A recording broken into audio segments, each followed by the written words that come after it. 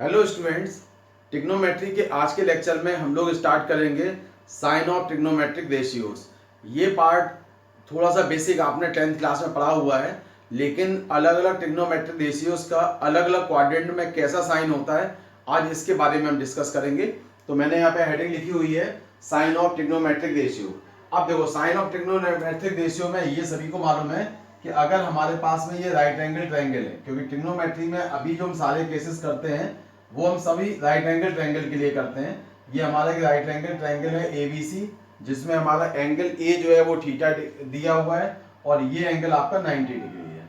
आप सभी को मालूम है कि 90 के सामने जो पार्ट होता है उसको हम लोग हाइपोटेनियस बोलते हैं, थीटा के सामने जो पार्ट होता है उसको परपेंडिकुलर बोलते हैं और जो बचा हुआ पार्ट है वो हमारा बेस बोला जाता है। तो ये पार्ट मुझे लगता है सभी को मालूम है, इसमें कोई ऐसा अलग पार्ट नहीं है।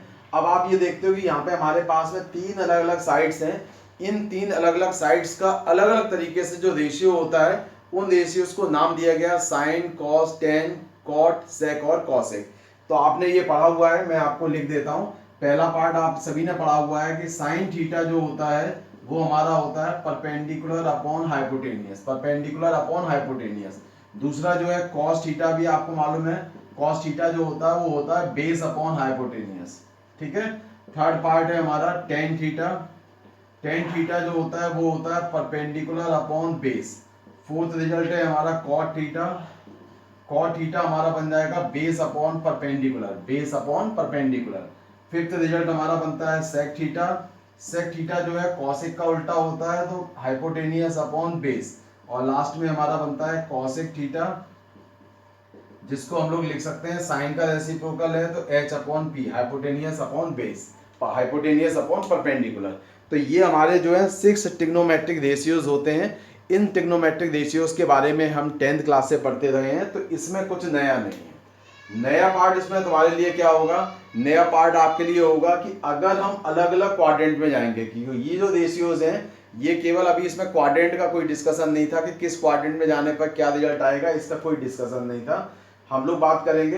अब हम आपको एक बताते हैं कि आपको याद होगा कि जो इसके क्वाड्रेंट होते हैं, क्वाड्रेंट में मैथ्स में हम लोग बोलते हैं कि हमारे 4 क्वाड्रेंट होते हैं। ठीक है, ये हमारे एक्स एक्सिस वाई एक्सिस है, ये ओरिजिन है, इसको हम लोग बोलते हैं ये हमारा फर्स्ट क्वाड्रेंट है। ठीक है, ये हमारा सेकेंड क्वाड्रेंट है, ये हमारा मैथ्स के हिसाब से थर्ड क्वाड्रेंट हो गया और ये हमारा फोर्थ क्वाड्रेंट हो गया। ये हमारे 4 क्वाड्रेंट होते हैं।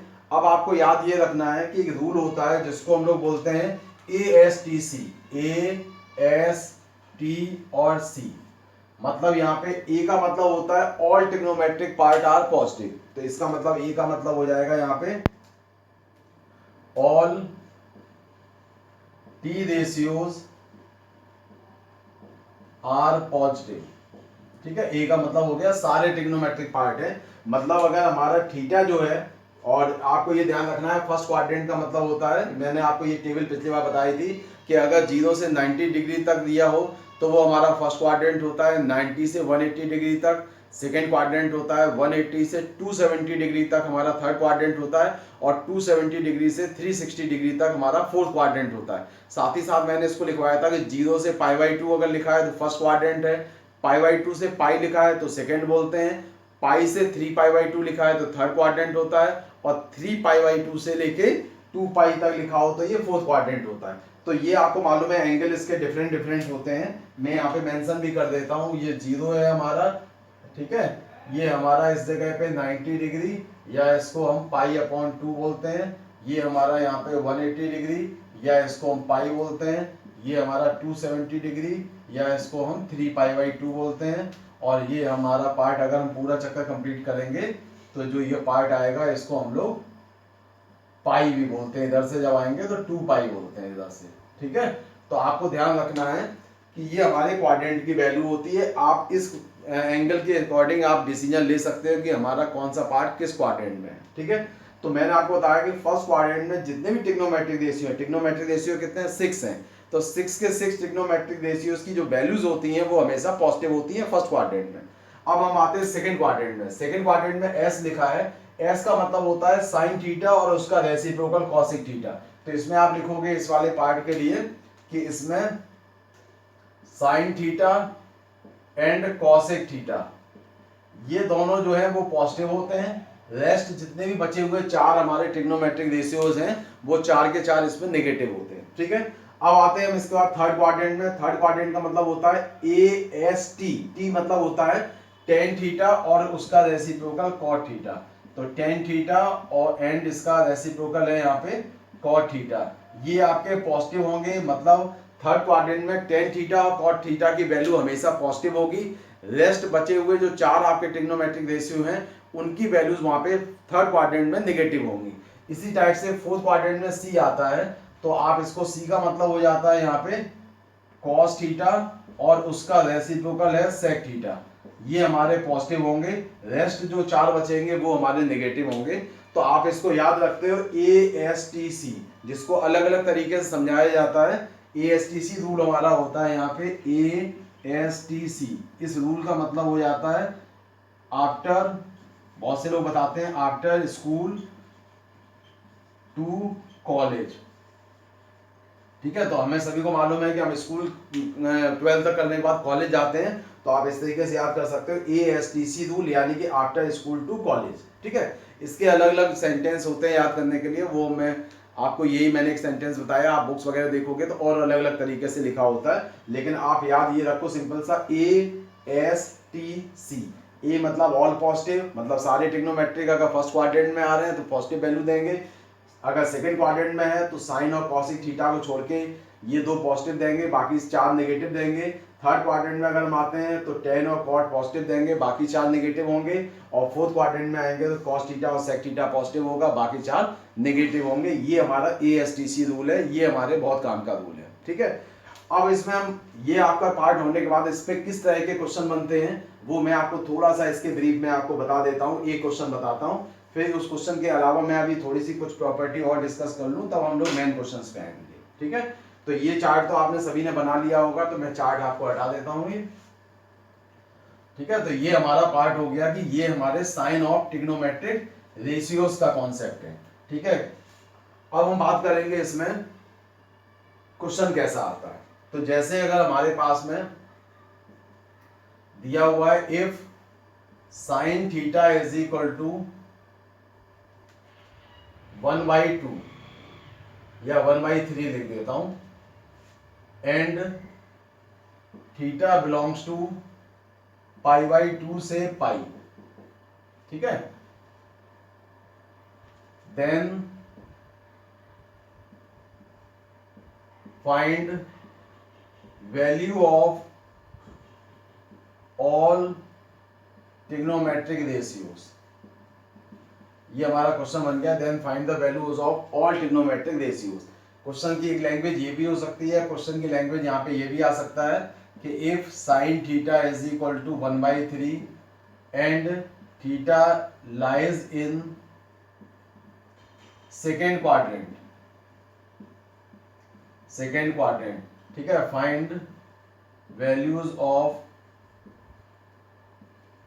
All T ratios. इस तरीके से आपके पास में दो लैंग्वेज आएंगी, या तो आपको थीटा किस क्वाड्रेंट में है ये मेंशन होगा, या क्वाड्रेंट का नंबर लिखा होगा कि सेकंड में है कि थर्ड में है। इस तरीके से आपके पास में दो लैंग्वेज के क्वेश्चन आते हैं इसमें। ठीक है, अब इस क्वेश्चन का जो सोल्यूशन है वो हम सॉल्व कैसे करेंगे उसको मैं आपको बताता हूं। ठीक है, तो सोल्यूशन की अगर हम बात करें तो सबसे पहले आप ये देखोगे कि आपको साइन थीटा दिया हुआ है, तो हम लोग शुरुआत कहां से करेंगे कि साइन थीटा हमें दे रखा है 1/3। ठीक है, ये साइन थीटा हो गया। अब फॉर्मूले के अकॉर्डिंग साइन थीटा क्या होता है, परपेंडिकुलर अपॉन हाइपोटेनियस। तो अब जब ये लिख दिया तो आप एक ट्रायंगल बनाना, ट्रायंगल में इस एंगल को नाम दे दिया थीटा, तो ये परपेंडिकुलर हो गया, ये हाइपोटेनियस और ये आपका बेस हो गया। ठीक है, अब आप परपेंडिकुलर कंपेयर करो, परपेंडिकुलर कितना हो जाएगा 1, हाइपोटेनियस की वैल्यू कितनी है 3। ठीक है, अब पाइथागोरस थ्योरम का यूज करो, तो आपने पाइथागोरस थ्योरम लगा दिया इसमें। ठीक है, पाइथागोरस थ्योरम लगाओगे तो क्या बनेगा, perpendicular square plus base square बराबर हाइपोटेनियस स्क्वायर। ठीक है, ये आपका रिजल्ट आ गया। परपेंडिकुलर कितना है 1 स्क्वायर, बेस कितना है निकालना है, हाइपोटेनियस स्क्वायर क्या होगा 3 स्क्वायर। तो बेस स्क्वायर बराबर बन जाएगा 9 माइनस 1 यानी कि 8 आ जाएगा। यानी कि बेस की वैल्यू निकालेंगे तो प्लस में ही निकालना है, 2 रूट 2 आ जाएगा। ये आपका बेस जब आ गया तो अब यहाँ पे आप ये ध्यान रखोगे कि आपको क्या बोला गया, सारे ट्रिग्नोमेट्रिक रेशियो निकालो। तो अभी बिना कोई प्लस माइनस साइन लगाए आप केवल ट्रिग्नोमेट्रिक रेशियो निकालो। कॉस थीटा बराबर होता है आपका बेस अपॉन हाइपोटेनियस, यानी कि बेस आपका हो गया 2 रूट 2, हाइपोटेनियस हो गया 3। ठीक है, ये आपका बन गया। टेन थीटा जो बनता है वो है परपेंडिकुलर अपॉन बेस। परपेंडिकुलर की वैल्यू आपको मालूम है 1 है और बेस की वैल्यू है यहाँ पे 2 रूट 2। ठीक है, पूरा अभी केवल प्लस में ही लिखना है, अभी हमने माइनस लगाया ही नहीं है। कॉट थीटा बनेगा परपेंडिकुलर अपॉन बेस यानी कि 2 रूट 2 अपॉन 1। सेक थीटा निकालेंगे तो बनेगा हमारा हाइपोटेनियस अपॉन बेस यानी कि 3 अपॉन 2 रूट 2।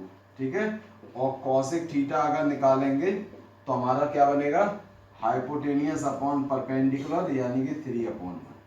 अब आप ये देखोगे, यहां से आप अलग से लिखोगे, सिंस जो है थीटा आपको दे रखा है सेकेंड क्वाड्रेंट में, तो आपको मालूम है सेकेंड क्वाड्रेंट का जो नियम होता है एएसटीसी के हिसाब से, एएसटीसी के अकॉर्डिंग सेकेंड क्वाड्रेंट में साइन और कॉसिक पॉजिटिव होते हैं। तो साइन की वैल्यू जो है वो तो दे रखी है तो उससे कोई मतलब नहीं है, कॉसिक थीटा पॉजिटिव कर दो। बाकी बचे कितने हैं, साइन, ये कॉस, टेन, कॉट और सेक बचे, तो इनके आगे आपको माइनस का साइन लगाना है। ठीक है, तो आपका फाइनल आंसर निकल आया कि साइन थीटा तो 1/3 होगा। बाकी जो ये 4 है ये नेगेटिव वैल्यू देंगे। आपने पहले नॉर्मल तरीके से निकाल दिया, साइन बाद में लगा दिया और कॉसेक थीटा की वैल्यू पॉजिटिव हो जाएगी। ये आपका फाइनल आंसर हो जाएगा। तो आप देख रहे हो क्वेश्चन काफी सिंपल है, केवल आपको ये डिसीजन लेना है कि किस क्वाड्रेंट में है। अगर बाई चांस आपको अगर यहाँ पे थर्ड क्वाड्रेंट दिया होता तो थर्ड क्वाड्रेंट में टेन और कॉट की वैल्यू पॉजिटिव लेते, बाकी 4 में हम नेगेटिव साइन लगाते।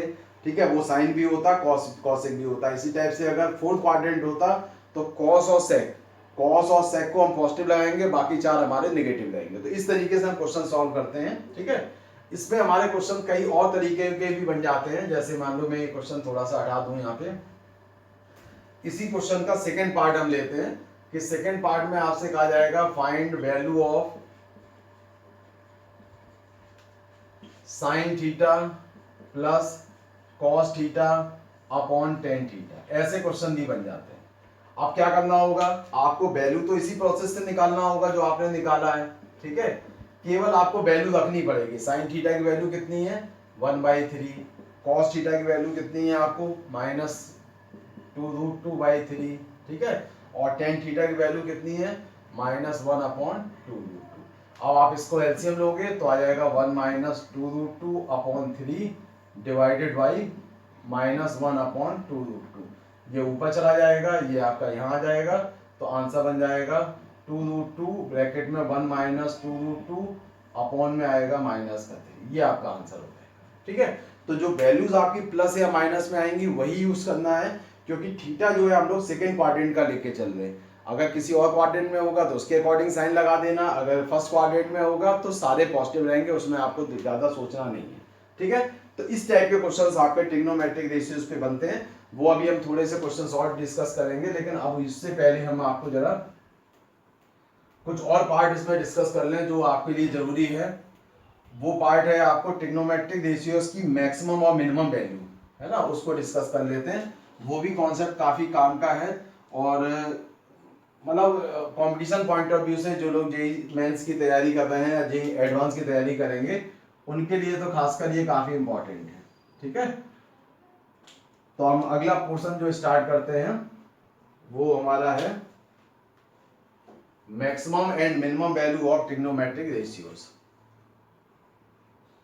Maximum and minimum value of, ठीक है, मिनिमम, मैं पूरी हेडिंग लिख देता हूं यहाँ पे, maximum and minimum value of trigonometric ratio, ये आपकी हेडिंग है। ठीक है, maximum and minimum value of trigonometric ratios. अब इसमें आपको ध्यान ये रखना है कि इस कॉन्सेप्ट को बोला जाता है बेसिकली, ये भी इसको बोलते हैं, हम यहाँ पे और करके लिख दे रहा हूं, domain and range of trigonometric ratios. Domain और रेंज का जो वर्ड है वो आपके लिए अभी हो सकता है नया हो। डोमेन का मतलब होता है कि किसी चीज़ को हम अगर किसी पार्ट में इनपुट करते हैं, तो जैसे साइन थीटा में जो थीटा की वैल्यू रखते हैं वो हमारा बोला जाता है डोमेन। ठीक है, साइन थीटा में जो थीटा की वैल्यू रखी जाती है वो डोमेन बोला जाता है, और साइन थीटा की जो वैल्यू निकल के आती है उसको बोलते हैं रेंज। तो मैं आपको थोड़ा सा अभी इसके बारे में बताता हूँ, एक टेबल बनवाता हूँ तो और अच्छी तरह समझ में आएगा। तो हम बात कर रहे हैं इसमें डोमेन और रेंज की। तो मैंने आपको बताया कि डोमेन में जैसे अगर हमारे पास में लिखा है कहीं पे y equal to sine theta, तो आपको मालूम है यहाँ पे थीटा की हम लोग डिफरेंट डिफरेंट वैल्यूज को पुट कर सकते हैं। जो डिफरेंट डिफरेंट वैल्यूज हम पुट कर सकते हैं उसको बोलते हैं डोमेन। जैसे आपने मान लो यहाँ पे π/4 रखा, तो साइन π/4 मतलब साइन 45 डिग्री। 45 डिग्री की वैल्यू क्या होती है 1/√2, तो y की वैल्यू क्या मिलेगी 1/√2। तो जो y की वैल्यू मिलेगी उसको बोलते हैं रेंज। तो इसकी जो ये पार्ट है आपका डोमेन और रेंज, ये काफ़ी काम का है और काफ़ी जगह इसकी आपको रिक्वायरमेंट पड़ेगी। ठीक है, तो इसको जरा आप, मैं एक चार्ट बनवा देता हूँ, उसको आप ध्यान रखना, तो उससे आप इसको समझ जाओगे सही तरीके से। तो यहाँ पर आपने एक ये चार्ट में लिखना है फंक्शन, कौन कौन से ट्रिग्नोमेट्रिक फंक्शन है वो लिखने हैं हमें। ठीक है, ये हमारा डोमेन हो गया यहाँ पे, और अगला पार्ट हो गया रेंज। ठीक है, अब हमारा जो पहला ट्रिग्नोमेट्रिक फंक्शन है वो है साइन थीटा। तो साइन थीटा के पार्ट में हम थीटा की कोई भी वैल्यू पुट कर सकते हैं, सारे रियल नंबर, कोई भी रियल नंबर इसमें पुट करेंगे, लेकिन हमें जो आंसर मिलेगा वो हमेशा -1 से 1 तक मिलता है। तो ये इसका कहलाता है रेंज, कि -1 से 1 तक की वैल्यू मिलती है, तो ये रेंज कहलाता है। ठीक है, इसी टाइप से अगर हम कॉस थीटा की बात करें, कॉस थीटा का डोमेन भी सारे रियल नंबर होगा, मतलब हम थीटा की वैल्यू कुछ भी रख सकते हैं, रेंज हमें इस केस में भी -1 से 1 ही मिलता है। ठीक है, थर्ड पार्ट आता है हमारा टेन थीटा। आपको मालूम है टेन थीटा यानी टेन 90 डिग्री की वैल्यू हम लोग क्या बोलते हैं, नॉट डिफाइंड, डिफाइन नहीं है। तो आप बोलोगे इसमें हम सारे रियल नंबर रख सकते हैं लेकिन n पाई नहीं रख सकते, n π/2, या इसको हम थोड़ा सा चेंज करके आपको लिख देते हैं जिससे आपको जल्दी समझ में आ जाएगा, क्योंकि यहाँ पर ये सभी इसके अलग अलग डोमेन, और आपको मालूम है कि टेन थीटा में 90 डिग्री वैल्यू नहीं लेते हैं, 90 डिग्री रखने पर वो नॉट डिफाइन होता है। तो इसको हम लिख सकते हैं r-2n+1π/2। यहाँ पे n जो है वो इंटीजर है। आप जैसे n की वैल्यू 1 रखोगे, 2 रखोगे, 3 रखोगे, जैसे आपने n की वैल्यू 0 रखी तो आपको π/2 मिलेगा, वो नहीं लेना है। आप n की वैल्यू 1 रखोगे तो आपको 3 मिलेगा, 3π/2 नहीं लेना है। अगर आप n की वैल्यू 2 रखोगे तो 5π/2 मिलेगा, तो उसको भी नहीं लेना है। तो इसका ध्यान रखना है। और इसका जो रेंज आता है वो सारे रियल नंबर आता है। ठीक है, इसी टाइप से फिफ्थ पॉइंट आता है कॉट थीटा। कॉट थीटा का जो डोमेन है, सारे आंसर ले सकते हो n पाई को छोड़ के। n यहाँ पे भी इंटीजर है, जैसे आप 0 नहीं ले सकते हो, आपको मालूम है कॉट 0 की वैल्यू नॉट डिफाइन होती है, तो ऐसे एंगल नहीं लेना है। इसकी भी रेंज जो होती है सारे रियल नंबर होती है। इसके बाद आता है अपना सेक थीटा। ठीक है, आपको मालूम है कि सेक 0 की वैल्यू 1 होती है, सेक 90 की वैल्यू अपना इन्फिनिटी होती है। तो आप इसमें भी लिखोगे r-2n+1π/2। तो आपके लिए अभी डोमेन ये वाला पार्ट उतना इंपॉर्टेंट नहीं है, इंपॉर्टेंट है इसकी रेंज। इसकी जो वैल्यू आती है वो -1 से कम होती है या 1 से इन्फिनिटी तक होती है। ठीक है, और लास्ट में 6 पॉइंट आता है कॉसेक थीटा। ठीक है, तो इसमें r-n पाई रहता है, और इसका जो डोमेन है -∞ से -1 और यूनियन 1 से इन्फिनिटी, इसका भी आपका रेंज रहेगा 1 से इन्फिनिटी। ठीक है, तो आपको इसमें मैं ये बता रहा था, ये जो चार्ट बनवाया है मैंने आपकी जानकारी के लिए बनवाया है। इसमें डोमेन आपके लिए अभी इंपॉर्टेंट नहीं है, ये सारी चीज़ें हम 12th में डिस्कस करेंगे, डोमेन वाला पार्ट। लेकिन हाँ, रेंज से रिलेटेड पार्ट आपको ध्यान रखना है कि साइन थीटा की वैल्यू -1 और 1 के बीच में या उसके बराबर हो सकती है। कॉस थीटा की वैल्यू -1 या 1 के बीच में या उसके बराबर होगी।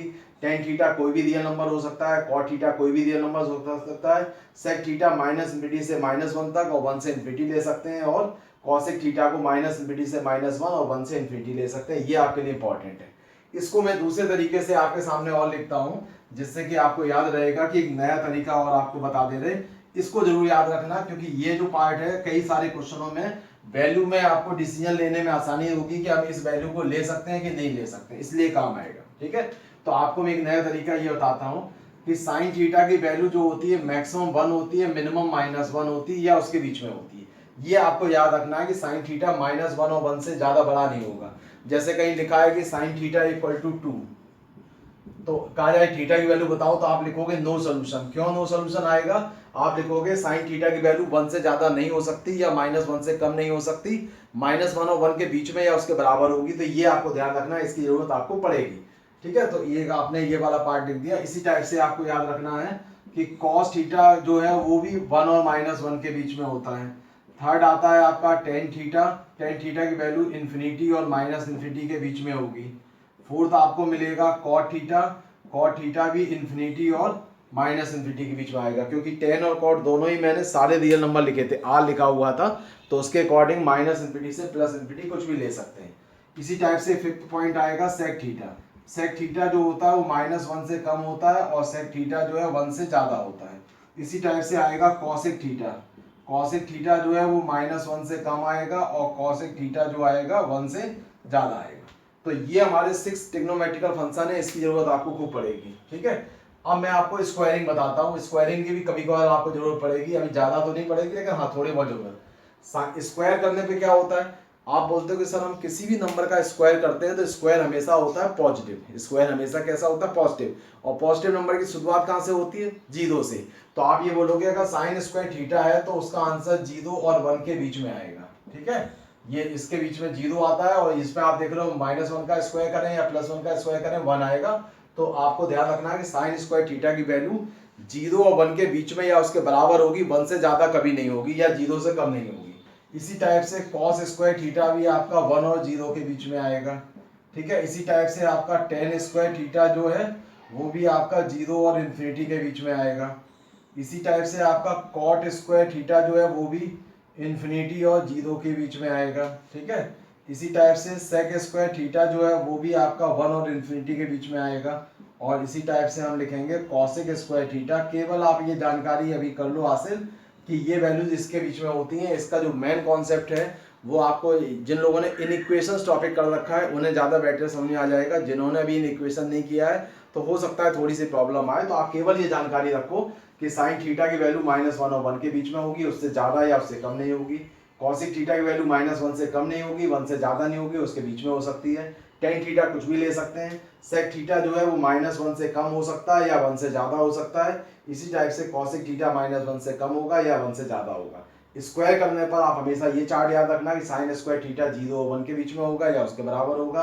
कॉस स्क्वायर थीटा 0 और 1 के बीच में होगा या उसके बराबर होगा। टेन स्क्वायर थीटा 0 के बराबर हो सकता है, इन्फिनिटी तक जाएगा। कॉट स्क्वायर थीटा 0 के बराबर और इन्फिनिटी तक होगा। सेक स्क्वायर थीटा 1 से इन्फिनिटी के बीच में होगा, 1 के बराबर हो सकता है। और कॉसिक स्क्वायर थीटा भी 1 से इन्फिनिटी होगा, जिसमें 1 के बराबर हो सकता है। ठीक है, तो इसकी रिक्वायरमेंट हमें पड़ेगी, तो हम इसके लिए मैंने आपको ये चीज़ें बता दी। ठीक है, इसको आप अभी समझ लेना, नोट कर लेना। ठीक है, इसके बाद आता है कुछ इसमें ट्रिग्नोमेट्रिक पार्ट में ग्राफ के बारे में बात कर दें कि इसके ग्राफ कैसे होते हैं। ठीक है, ग्राफ को हम अभी थोड़ा सा लास्ट में भी अभी यूज कर सकते हैं। तो अब हम क्वेश्चंस पे आते हैं, किस टाइप के क्वेश्चंस में हमें इन सब की जरूरत पड़ेगी, तो मैं आपको बताता हूं। अब जैसे आपको क्वेश्चन कहीं दिया हो, क्वेश्चन आपको ये इस टाइप के दिए होंगे कि if sign square theta -3 sine theta +2 बराबर 0।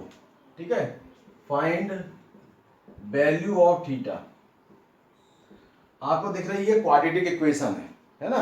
साइन स्क्वायर साइन के फॉर्म में ये क्वाड्रेटिक इक्वेशन है और क्वाड्रेटिक इक्वेशन में से आपको कहा गया सॉल्व करके थीटा की वैल्यू निकालनी है। तो हमारे पास सॉल्व करना आता है। ये क्वाड्रेटिक इक्वेशन कोई बहुत मुश्किल पार्ट नहीं है। क्वाड्रेटिक इक्वेशन को हम लोग काफ़ी आसानी से सॉल्व कर लेते हैं, केवल फैक्टर्स करते हैं, फैक्टर बनाएंगे अपना आंसर आ जाएगा। तो शुरुआत इसी से करते हैं कि इसके फैक्टर बनाते हैं।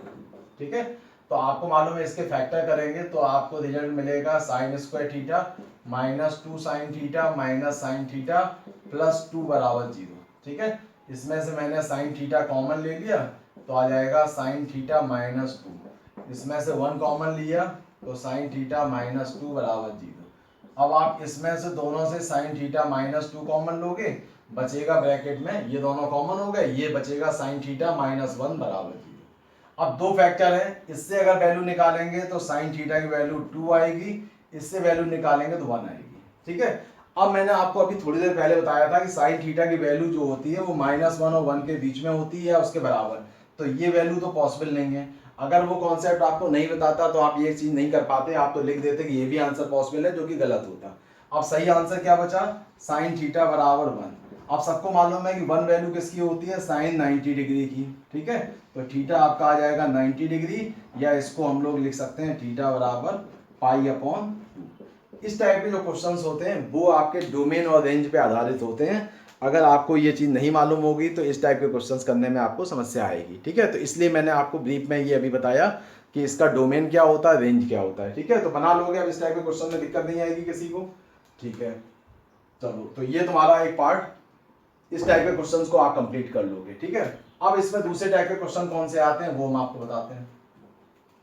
क्वेश्चन इस पे अलग अलग टाइप के बनते हैं जो कि डोमेन और रेंज पे आधारित होते हैं। ठीक है, तो थोड़ा सा आप समझ लो इसको ध्यान से। और आपको याद होगा मैंने सीक्वेंस एंड सीरीज का 14 नंबर लेक्चर जो कराया था, उसका कॉन्सेप्ट भी इसमें यूज हो जाता है।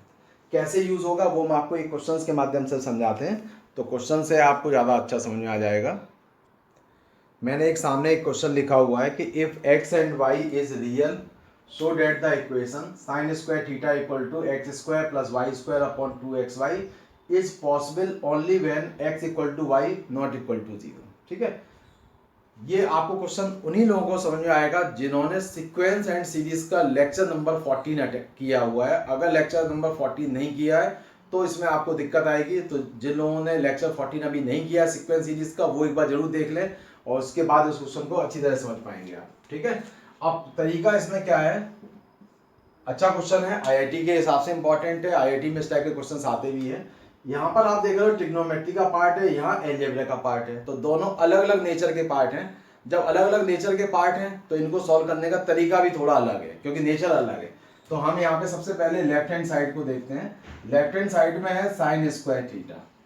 अब आप साइन स्क्वायर थीटा के बारे में केवल इतना कह सकते हो कि जो अभी मैंने थोड़ी देर पहले बताया था कि साइन स्क्वायर थीटा की वैल्यू 0 और 1 के बीच में होती है।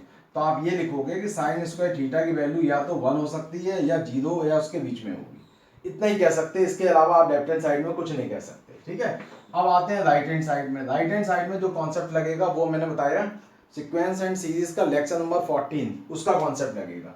इसमें आपके पास दो नंबर हैं, यहाँ पे लिखा है एक्स और वाई, तो एक्स और वाई दो नंबर हैं, ये रियल नंबर है यहाँ पे। अब हम बात करें एक्स स्क्वायर वाई स्क्वायर, ये दो नंबर लिख दिए, इसके अकॉर्डिंग लिखा, ये भी आपके रियल रहेंगे। ठीक है, अब इन दो नंबर में हम एम और जीएम का फॉर्मूला लगा रहे हैं, arithmetic mean greater than equal to geometric mean. तो इन दो नंबर का अर्थमेटिक मीन होगा x square plus y square upon 2। जिसको ये समझ में नहीं आ रहा है वो lecture number 14 sequence and series का जरूर रिवाइज कर लें, इसके अलावा कोई रास्ता नहीं है इसको। जीएम का मतलब होता है इन दोनों को मल्टीप्लाई करना। ठीक है, ये आपका पार्ट यहाँ से ये बन जाएगा x square plus y square upon 2 और यहाँ से रूट से बाहर आ जाएगा एक्स वाई। ठीक है, अब आप इस एक्स वाई को इधर भेज दो तो ये आपका रिजल्ट बन जाएगा यहाँ से x square plus y square upon 2 x y और इधर बचेगा 1। ठीक है, ये आपकी इक्वेशन हो गई सेकेंड और ये इक्वेशन है आपकी फर्स्ट। अब आप जरा फर्स्ट और सेकेंड को कंपेयर करो फ्रॉम इक्वेशन 1 एंड 2, दोनों को जरा ध्यान से देखो। इसमें ये कह रहा है कि इसका आंसर 1 से ज्यादा नहीं हो सकता और ये कह रहा है कि इसका आंसर 1 से कम नहीं हो सकता। तो दोनों जो पार्ट है वो किस पे जाके एग्री हो जाएंगे, वो ये कहेंगे 1 मेरे पास भी हो सकता है, उससे कम भाई 1 हो सकता है या उससे कम हो सकता है। ये कहेगा कि मेरे पास 1 हो सकता है या उससे ज्यादा हो सकता है। तो दोनों में कॉमन क्या है, 1 कॉमन है। तो आप लिखोगे from equation 1 and 2 we have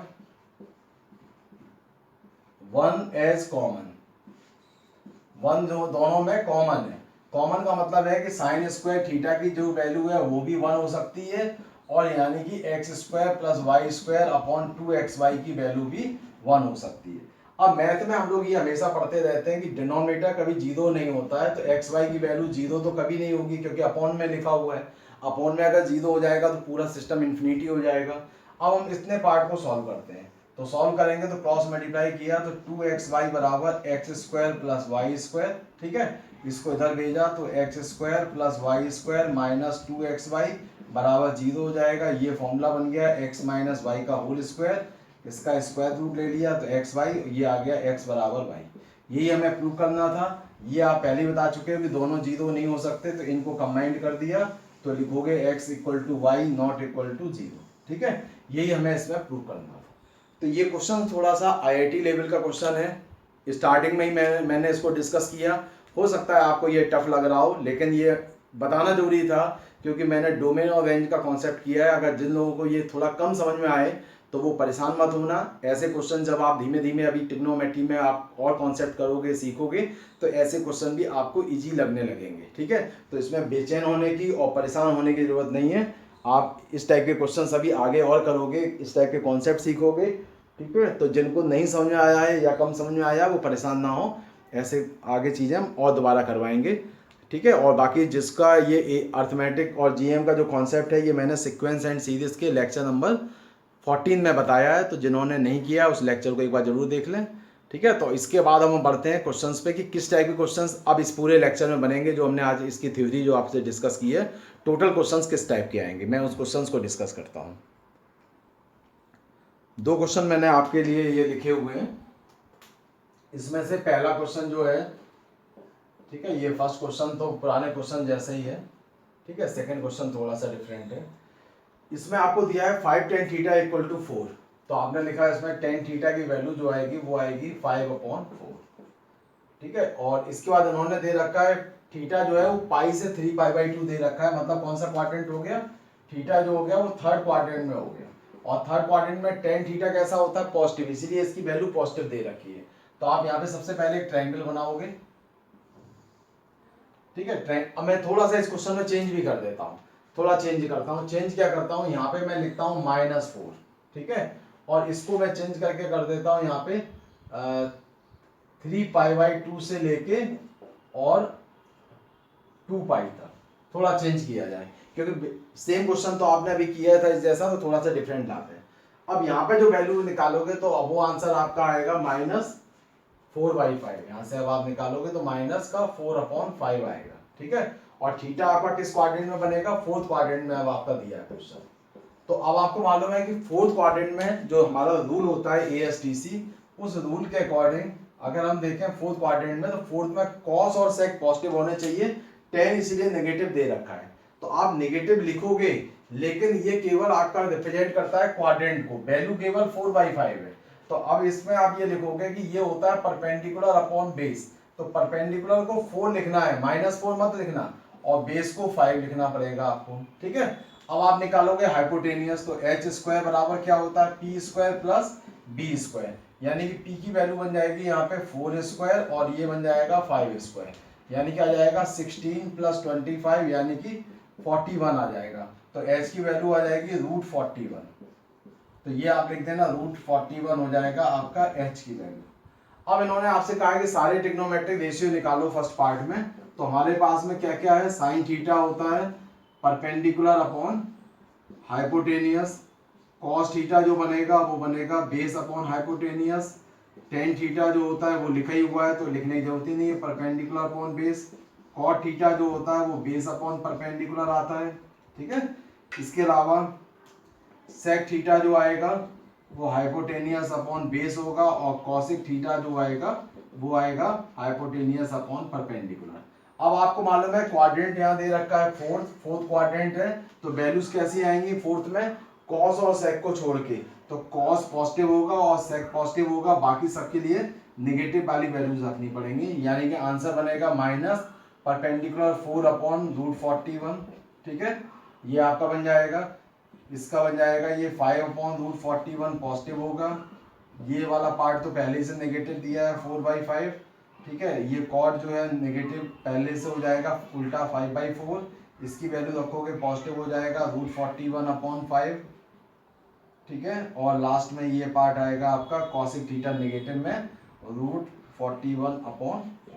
ये आपके फाइनल आंसर हो गए। ये ट्रिग्नोमेट्रिक रेशियोज हैं, उनकी वैल्यूज हो गई। ठीक है, तो आपको दिख रहा है ये तो बहुत ज़्यादा मुश्किल नहीं है, ये हमारा बस इसमें नेगेटिव साइन था इसलिए थोड़ा सा पार्ट आपको अलग लगेगा। अब इसका सेकंड पार्ट जो दे रखा है कि वैल्यूज निकालनी है हमें 5 sin थीटा। साइन थीटा की वैल्यू हमारे पास कितनी आई यहाँ पे, -4/√41। ये वाला पार्ट हम स्टार्ट कर रहे हैं यहाँ पे, तो वैल्यूज रख दे रहे हैं -3 × cos थीटा की वैल्यू है हमारी 5/√41। ठीक है, डिवाइड करेंगे यहाँ पे तो आ जाएगा 5 × sin थीटा की वैल्यू -4/√41 और प्लस 2 इंटू कॉस थीटा की वैल्यू आपकी फिर से 5/√41। ठीक है, अब आप इसका एलसीएम वगैरह लेके सॉल्व करोगे तो ये तो माइनस का 20/√41 हो जाएगा और माइनस का 15/√41 हो जाएगा। ठीक है, दोनों ही वैल्यूज यहाँ पे माइनस की हो गई। अपॉन में जो आएगा वो आपको मिलेगा -20/√41 और प्लस 10/√41।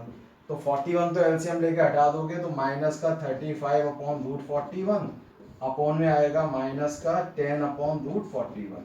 ये कैंसिल हो गया तो जो बचेगा वो आ गया प्लस का 7/2। 5 से कैंसिल कर दिया तो 7/2 इसका आंसर हो जाएगा। ठीक है, तो इस टाइप के क्वेश्चंस आपके जो ये वाला पार्ट आपका चल रहा है, लेक्चर जो चल रहा है इसमें, ये इस टाइप के क्वेश्चंस आपको सीट में भी मिलेंगे, एग्जाम्पल्स भी मिलेंगे, वो आपको ट्राई करने होंगे। ठीक है, इसके बाद में एक क्वेश्चन और मैंने यहाँ लिखा हुआ है, सेकेंड वाला क्वेश्चन, उसको भी अब डिस्कस कर लेते हैं। उस क्वेश्चन को अगर आप ध्यान से देखोगे तो उसमें लिखा हुआ है sine theta is equal to a² minus b² upon a² plus b², और सीधे वैल्यू पूछी है इन्होंने यहाँ पे cosec theta plus cot theta की। कहीं पे भी ये नहीं दिया है कि किस क्वाड्रेंट में है। जब कोई भी क्वाड्रेंट नहीं दिया होता है, जब इस वाले क्वेश्चन में ये नहीं दिया है कि किस क्वाड्रेंट में है, तो आप हमेशा फर्स्ट क्वाड्रेंट में लेके चलोगे। ये आपका अपने आप ही लेना है, इसमें कुछ आपको क्वेश्चन में नहीं दिया है तो हमेशा फर्स्ट क्वाड्रेंट लेना है। अब आपने यहाँ लिखा साइन थीटा इक्वल टू बनेगा a² minus b² upon a² plus b²। अब आपको मालूम है साइन थीटा होता है परपेंडिकुलर अपॉन हाइपोटेनियस। तुरंत आप एक ट्रायंगल बनाओगे, उस ट्रायंगल में परपेंडिकुलर है आपका a² माइनस b², हाइपोटेनियस है a² प्लस b²। ये बेस हमें पता करना है तो रिलेशन यूज करोगे, perpendicular square plus base square बराबर h²। ये आपने रिलेशन यूज किया। जब ये रिलेशन यूज किया तो p आपका बन जाएगा a² माइनस b² का होल स्क्वायर, बेस निकालना पड़ेगा, हाइपोटेनियस बन जाएगा a² प्लस b² का होल स्क्वायर। इसको इधर ले जाओ तो बन जाएगा बेस स्क्वायर बराबर a² प्लस b² का whole square minus a² b² का होल स्क्वायर। अब ये फॉर्मूला बन रहा है a² मतलब x² माइनस y²। तो फैक्टर क्या होते हैं, x प्लस वाई और x माइनस वाई। तो दो पार्ट में लिख देना, ये दोनों प्लस के हो जाएंगे ब्रैकेट में, a² प्लस b² प्लस का आ जाएगा a² माइनस b², और दूसरे ब्रैकेट में माइनस का हो जाएगा सेकेंड वाला पार्ट। तो साइन चेंज कर देना तो माइनस a² प्लस b² हो जाएगा। ये b² कैंसिल हो गया, यहाँ पर आपका a² कैंसिल हो गया, तो बन गया यहाँ पे 2a² इंटू 2b² मतलब 4a² b²। ठीक है, तो ये आपका बेस का स्क्वायर आ गया। अब आप यहाँ से बेस निकालोगे तो बन जाएगा 2ab, तो बेस आप निकाल लोगे 2ab आ गया यहाँ पे। ठीक है, अब बेस आने के बाद में अब आपसे वैल्यू पूछी है यहाँ पे कॉसेक थीटा और कॉट थीटा की। तो कॉसेक थीटा क्या होता है, कॉसेक थीटा आप बोलते हो हाइपोटेनियस अपॉन परपेंडिकुलर होता है, और कॉट थीटा क्या होता है, परपेंडिकुलर अपॉन बेस हो जाता है। यही तो लिखते हैं हम लोग। ठीक है, तो वही हमने लिख दिया है, सॉरी बेस अपॉन परपेंडिकुलर होता है हमारा कॉट थीटा, क्योंकि है ना, इस तरह से आएगा। अब आप यहाँ पे देख रहे हो कि p वाला पार्ट कॉमन हो जाएगा तो h प्लस b बन जाएगा। है, अब हाइपोटेनियस की वैल्यू कितनी है यहाँ पे, हाइपोटेनियस है a² प्लस b²। ठीक है, और बेस हमारा है 2ab, अपॉन में परपेंडिकुलर है a² माइनस b²। तो ऊपर रिजल्ट बन गया a प्लस b का होल स्क्वायर अपॉन नीचे फैक्टर कर लेना a प्लस b और a माइनस b, जिसमें a प्लस b कैंसिल हो गया तो आंसर क्या बन जाएगा, यहाँ से आंसर बन जाएगा a plus b upon a minus b। ये इसका आंसर हो गया। तो आपको इस टाइप के क्वेश्चंस भी आपको प्रैक्टिस करने के लिए मिलेंगे शीट में। तो आप देख रहे हो इन क्वेश्चन में यहाँ पर क्वाड्रेंट नहीं दिया है, बाकी जो करने का तरीका है वो पुराने क्वेश्चंस की तरह है, कुछ भी नया नहीं है। ठीक है, तो आप इनको सावधानी से इन सब क्वेश्चंस को करोगे। आप जहाँ दिक्कत होगी मैंने आपको बताई दिया, जहाँ पे आपको कोई प्रॉब्लम आएगी वो क्वेश्चंस हम सारे आपको डिस्कस करेंगे और उसके रिजल्ट भी बताएंगे किस तरीके से करते हैं। ठीक है, तो एक क्वेश्चन मैं और डिस्कस कर लेता हूँ। ठीक है, तो बाकी फिर आपको जो सीट मिलेगी उसके क्वेश्चन करना, जो समस्या होगी वो हमें आप बताना। जो मैंने यहाँ पे आपको जो क्वेश्चन लिखा हुआ है थर्ड क्वेश्चन, इसमें लिखा है if sec a plus tan a equal to m then so that sin a is equal to m² minus 1 upon m² plus 1। इस टाइप के क्वेश्चन आप देखोगे सीट में आपको कॉसिक और कॉट के भी क्वेश्चन आपको सीट में मिलेंगे। तो करने का तरीका दोनों का सेम है। ये एक मैं क्वेश्चन बता देता हूँ, कॉसिक ए और कॉट ए वाला क्वेश्चन आप करना उसको प्रैक्टिस में, ठीक है। अब इसका सोल्यूशन देखो। सबसे पहले आपने देखा यहाँ पे एक एक्सप्रेशन दिया है, तो इस एक्सप्रेशन का फॉर्मूला होता है, मैंने जो आपको आइडेंटिटीज वाले पुराने लेक्चर में बताया था, वो होता है कि 1 + tan square a is equal to होता है sec स्क्वायर ए। तो इस आइडेंटिटी से हमें स्टार्ट करना होगा, ठीक है। ये आइडेंटिटी क्वेश्चन में कोई मतलब नहीं, आपने अलग से लिखी है।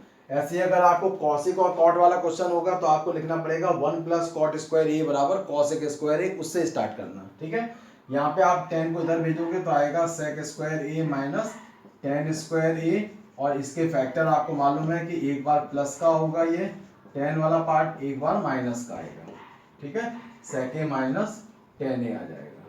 ये आपका, अब आपको देखोगे ये sec a + tan a दिया हुआ है, तो इसकी वैल्यू रख दी m, और ये आपका आ गया sec a minus tan a। तो इससे आपको वैल्यू मिल जाएगी 1/m equal to sec a minus tan a, ये वैल्यू मिल जाएगी। ये आपकी इक्वेशन हो गई सेकेंड, और जो क्वेश्चन में आपको दिया है ये है इक्वेशन 1, ठीक है। अब हम इसके नीचे लिख देते हैं इक्वेशन 1 को। तो हमारी इक्वेशन है m equal to sec a plus का tan a, ठीक है। ये हमारा आ गया इक्वेशन नंबर फर्स्ट। दोनों को हम यहाँ पे ऐड कर दे रहे हैं, तो ऐड करेंगे तो ये पार्ट कैंसिल हो जाएगा, तो क्या मिलेगा हमें मिलेगा 1/m plus m is equal to 2 sec a, ठीक है। एलसीएम ले लिया तो 1 + m square upon m equal to 2 sec a, यानी कि sec a की वैल्यू आ जाएगी आपके पास 1 + m स्क्वायर अपॉन 2m, ठीक है। इसको अगर उल्टा कर दें तो इससे cos a मिल जाएगा 2m अपॉन 1 + m स्क्वायर। ये आपके पास इंपॉर्टेंट हो गया, cos a निकल आया, ठीक है। अब हम आगे क्या करते हैं, इन दोनों इक्वेशन को सब्ट्रैक्ट करते हैं। तो मैं यहाँ पे सेकेंड इक्वेशन से फर्स्ट को माइनस कर रहा हूँ, ठीक है। सेकेंड से फर्स्ट को माइनस करूंगा, तो माइनस करने से क्या होगा, या उल्टा लिख देते हैं यहाँ पे, फर्स्ट में से हम सेकेंड को माइनस करते हैं, फर्स्ट में से इसमें से इसको माइनस करेंगे तो सेक वाला पोर्शन तो कैंसिल हो जाएगा। जब इससे इसको माइनस करेंगे तो दोनों ऐड हो जाएंगे, तो क्या बनेगा 2 tan a। तो इधर वाले से इससे इसको माइनस किया तो बन जाएगा m - 1/m equal to 2 tan a, ठीक है। और इसका एलसीएम लिया तो m square minus 1/m equal to 2 tan a, और tan a को हम लिख सकते हैं साइन और कॉस, तो इसको लिख दिया sine a upon cos a, ठीक है।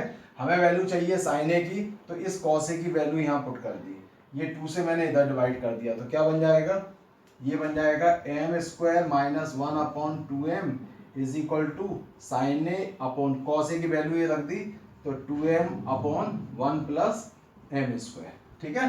ये 1 + m स्क्वायर ऊपर चला जाएगा, तो लिखोगे m square minus 1/2m is equal to 1 + m square upon 2m sine a। इसमें से आपको दिख रहा है 2m कैंसिल हो गया, जो बचा है हमारा वही हमारा आंसर है। तो आप आंसर लिखोगे लास्ट में कि sine a is equal to बनेगा, डिवीजन करोगे तो m square minus 1/m square plus 1, ये आपका आंसर हो जाएगा, ठीक है। तो मैंने यहाँ पे आपको sec a + tan a का क्वेश्चन बताया। जब भी आपको दो ट्रिग्नोमेट्रिकल पार्ट प्लस में दिए हों या माइनस में दिए हों, तो आइडेंटिटीज का यूज करके ही हम आप करेंगे। तो जब दो वाले पार्ट अगर प्लस में दिए हैं तो भी आइडेंटिटी लगानी है, अगर दो पार्ट माइनस में दिए हैं तो भी आइडेंटिटी लगानी है। आइडेंटिटी का फायदा ये है कि अगर आपको प्लस दिया है तो आप माइनस की वैल्यू निकाल देना, और अगर माइनस दिया है तो प्लस की वैल्यू निकाल देना। जब प्लस इन दोनों अपोजिट साइन की वैल्यू निकल आएगी तो दो इक्वेशन बन जाएंगी, दोनों को ऐड या सब्ट्रैक्ट करके हम वैल्यूज निकाल देंगे ट्रिग्नोमेट्रिकल पार्ट की, और क्वेश्चन जैसा बोलेगा, जो प्रूव करने को बोलेगा या जिसकी वैल्यू निकालनी होगी वो वैल्यू हमारी निकल आएगी आसानी से, ठीक है। तो आज के लेक्चर में हम इतना ही पार्ट यहाँ पे डिस्कस कर रहे हैं। जो आगे का पार्ट है, जो अगला पोर्शन है, इसकी आपको सीट मिल जाएगी, अपना असाइनमेंट प्रैक्टिस करोगे, उसके जो डाउट होंगे वो हमसे पूछ लेना उसमें व्हाट्सअप करके, और जो नए क्वेश्चंस होंगे, कुछ नए क्वेश्चंस भी उसमें होंगे, वो भी आपसे हो सकता है ना बने, तो वो भी आप हमसे डिस्कस कर लेना, ठीक है। लेकिन अब हम इसके बाद जो हमारा जो अगला जो लेक्चर होगा वो हमारा पार्ट होगा जो अपन 10th क्लास में किया था 90 - थीटा के लिए, उस वाले पोर्शन को डिस्कस करेंगे। 10th क्लास में आपने 90 - थीटा किया था, अब उससे और भी रिलेटेड पार्ट होंगे वो डिस्कस करेंगे, ठीक है।